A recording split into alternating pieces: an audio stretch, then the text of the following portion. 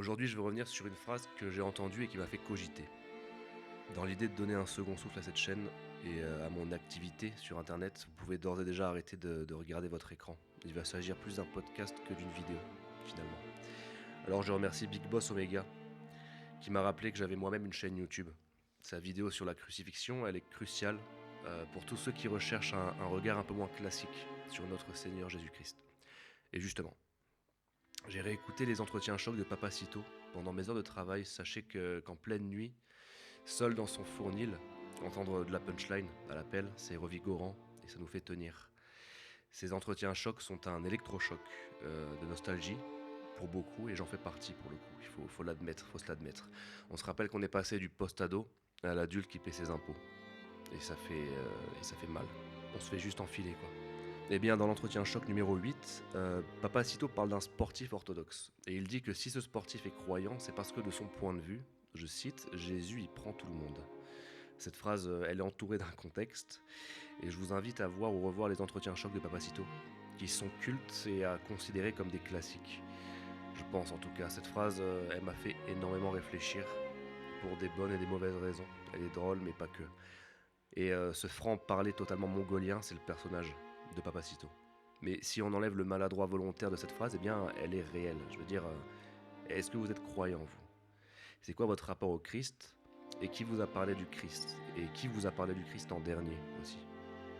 L'Église catholique, elle a hérité d'une réputation catastrophique depuis trop longtemps maintenant, tant à cause de ces scandales que de la culture anticléricale, contemporaine je dirais, que de ces hommes, car il ne faut pas hésiter à rappeler que c'est les hommes d'église qui ont un rôle important là-dedans et qu'ils ne jouent pas forcément tous. En gros, on est tous fautifs, autant que les autres. Arrêtons de déconner. Les orthodoxes, quant à eux, ils jouissent d'une image bien plus sérieuse, sincère et spirituelle, je dirais, car par notre prisme d'occidental, le moindre truc qui vient d'un peu plus loin que l'Allemagne, ça nous paraît directement stylé. C'est tout le problème. Si en plus de ça, on y rajoute le problème des productions cinématographiques de mauvaise qualité, souvent américaines d'ailleurs, faut le remarquer, nous peignons un tableau malaisant et glauque avec tantôt un Christ qui ne cligne jamais des yeux, qu'un Christ blond aux yeux bleus, avec une coupe de cheveux carrée, le cauchemar quoi. Souvent des téléfilms, je pense. C'est même plus une question d'effets spéciaux ratés, c'est carrément un problème de bon goût. Et peut-être que vous vous revendiquez comme des maquisards du bon goût. J'espère en tout cas. Sachez que c'est un truc qui se travaille tout au long de votre vie. Et certainement pas en faisant la promotion de téléfilms dégueulasses où notre Seigneur est mal montré. Micro-parenthèse, il y a quand même l'évangile selon Saint Jean, qui est sorti en 2003 je crois, qui est peut-être intéressant à montrer aux enfants, mais qu'aux enfants. Je trouve que l'acteur fait bien son travail. Et en tant que petits enfants, je pense qu'on peut pardonner un fond vert quasi tiers-mondiste, pour peu que le reste passe plutôt pas mal, soyons pas trop durs non plus. Et le seul vrai long métrage trouvant grâce à mes yeux, je pense, c'est La Passion de Mel Gibson, malgré ses énormes défauts, dont je parlerai en détail une prochaine fois, mais peu importe. Alors aujourd'hui, avec l'avènement de YouTube et de l'écrasante quantité de vidéos sur YouTube, par pur hasard, par pur exemple, hein, des hommes d'église se trouvent au premier rang pour défendre le catholicisme. C'est bien. Il y a Monsieur l'abbé Laguéry, par exemple, pour citer que l'un des plus connus, qui principalement fait du catéchisme pour adultes et des vidéos très structurées et pieuses.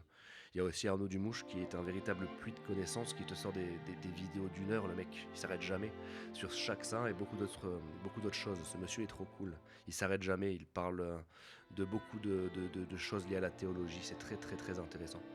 Et l'abbé Raffray fait aussi son travail avec brio, faut le dire, et beaucoup d'autres. Le truc c'est que le ton emprunté, bien souvent, est trop doux et scolaire, trop tendre. C'est normal, mais en ces temps de plus en plus sales, il manque quelque chose. Loin de moi l'idée de critiquer le travail qu'ils fournissent, bien au contraire. Bien au contraire, c'est génial et c'est très important. Et à leur échelle, ils font tout ce qu'ils peuvent et c'est très bien. J'ai fait mes premières armes personnellement de nouveaux pratiquants avec beaucoup de vidéos de prêtres et d'abbés, même des orthodoxes. Mais il manque le panache décomplexé, dont ils ne peuvent pas nous abreuver car bien trop sages. Et c'est très bien. Sans tomber dans le burlesque du frère Paul Adrien, par contre, qui s'adresse en fait certainement aux plus jeunes, je pense. Enfin, j'espère en tout cas. Ce comique un peu stand-up est surmonté de plein de mèmes. Personnellement, ça me gêne, ça m'emmerde un peu. Parce que ça semble plus nous faire passer pour des guignols qu'autre chose. Et en plus de ça, je soulignerai deux miniatures particulièrement irrespectueuses, surtout pour un homme d'église d'ailleurs. Une où il se représente crucifié à côté du Christ, L'autre où il se rentre les doigts dans la blessure due à la lance. Bref, c'est de mauvais goût. La volonté d'imiter saint Thomas m'intéresse pas en fait, c'est du mauvais goût, malgré mon ouverture d'esprit. Et je respecte quand même beaucoup son travail, faut pas abuser non plus. Il fait des très bons résumés sur des sujets parfois flous pour les novices, comme j'étais il y a encore un an je pense, et comme je le resterai toute ma vie, parce qu'on n'a jamais fini d'en apprendre, je crois. Et qu'au moins, on apprend parfois de petites choses très intéressantes, ça et là. Euh, il est bien, faut pas abuser, il est bien. Il est respectueux, mais bien. Mais entre le scolaire et le burlesque, il reste quoi en fait?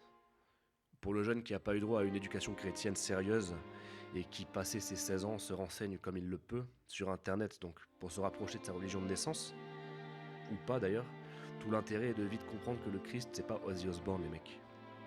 Comme essaient de le dépeindre les médias depuis si longtemps. De gauche ou de droite, attention, hein, on est tous responsables. Ou plutôt comme un faible, hein, tout simplement. Il est représenté comme un faible.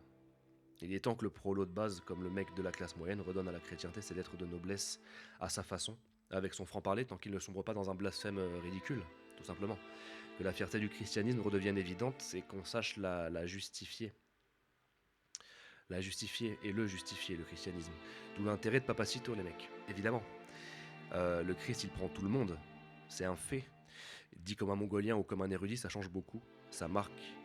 Et un regard moins classique et plus brut de décoffrage, ça fait parfois du bien, souvent même. C'est peut-être un excellent tremplin que la vulgarisation ou l'humour pour mettre un pied, en tout cas au moins le gros orteil dans la spiritualité. Chacun à son échelle, hein. Et je vais m'engager à traiter de ces sujets le plus souvent possible, par n'importe quel moyen, avec la culture que je me construis, petit à petit.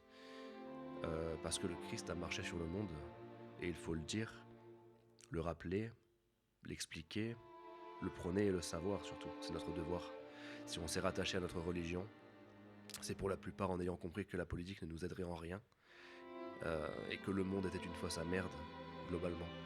Et si Papacito, avec une seule blague, maladroite ou non, hein, peut en inciter certains à ne serait-ce qu'ouvrir un évangile, même le plus court, celui de Saint Marc par exemple, eh bien c'est réussi.